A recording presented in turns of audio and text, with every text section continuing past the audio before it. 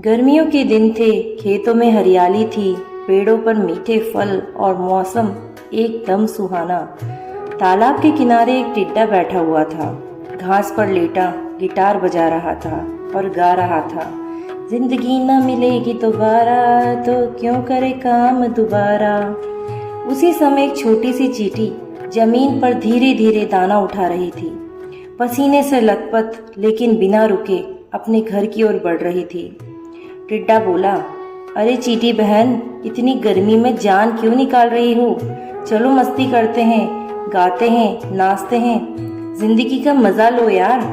चींटी मुस्कुराई और धीरे से बोली, टिड्डा भैया, ये गर्मियां हैं, मेहनत का मौसम, सर्दियां आएंगी तब यही दाना काम आएगा, मस्ती बाद में करेंगे, पहले जिम्मेदारी।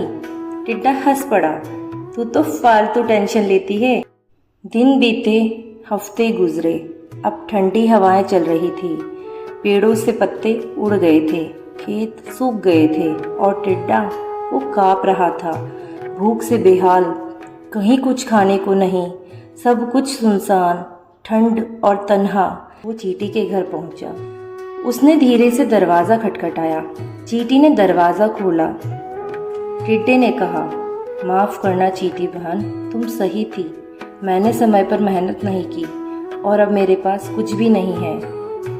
चींटी मुस्कुराई और बोली, आ जाओ अंदर, पर याद रखना एक बात, मज़ा करना गलत नहीं, लेकिन वक्त पर मेहनत ज़रूरी है। आज की मेहनत ही कल का आराम है। जो समय पर काम नहीं करता वह बाद में पछताता है। अगले साल जब गर्मियाँ आई, टिड्डा फिर गा रहा था, लेकिन इस बार एक हाथ में गिटार था और दूसरे में मेहनत का बोरा। अब वो चींटियों की मदद भी करता था और सबसे बड़ी बात, उसे समय की कीमत समझ आ गई।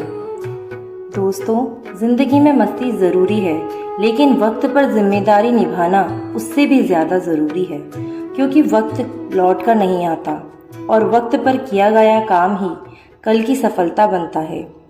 छोटी कहानी, गहरी सीख। मिलते हैं अगली कहानी में। तब तक के लिए मेहनत करो, मुस्कुराते रहो और खुद पर भरोसा रखो।